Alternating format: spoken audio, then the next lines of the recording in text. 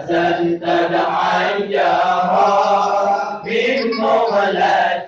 بلامي أم هبت الريح من تلقاء قديمتي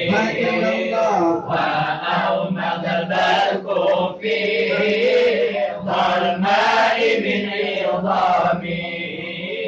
فما لعينيك إن قلت انظفها ماذا وما لقلبك إن قلت استغفر إيمي أيأسف صعب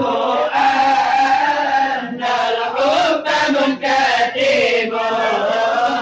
ما بين مسلم منه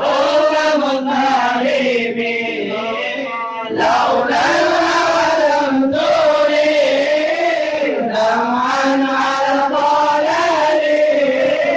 ولا أردت لذكر الله والعالمين فكيف تنكر ذنبا مشاهدا به عليك حدود الدم وسقمه وألفت والنقاد ضيع الرد وضنا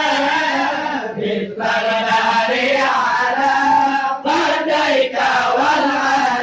والعالمين أبصر طيف ما وما رقني والحب يطارد اللذات بالآلام يا لائم بالهوى عذري معذرة مني إليك ولو أنزفت لم تلومي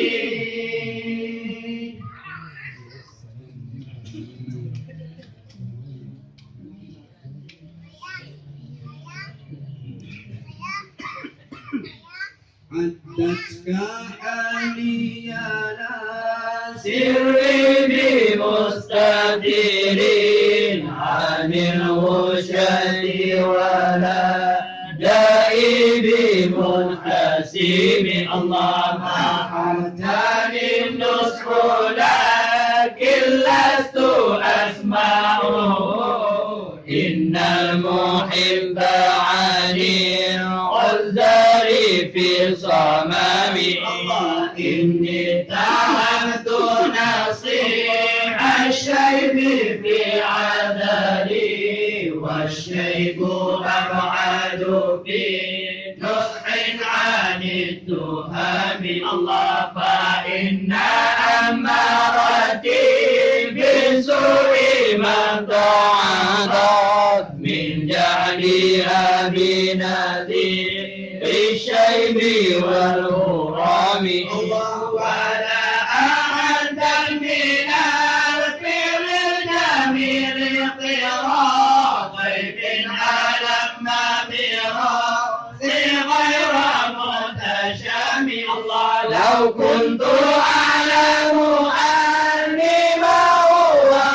أغفره كتمت سيرا بداني منه بالكتم اللهم لي برد جماع من غوايتها كما يرد جماع الخيل باللجوم قال دار من غياشك رشوتها إن الطعام يقام بجوة النعيم والنفس كالطبيب بالغشفة على حب الرضع وإن أوتره ينفضي بالله قبل الهوى بأدوانيه إن الهوى متى ولا يبقي أو يهدم وإن هو يبقي الأمل خريمته وإن هي سنتي فلا تسلمي للمرء قاتل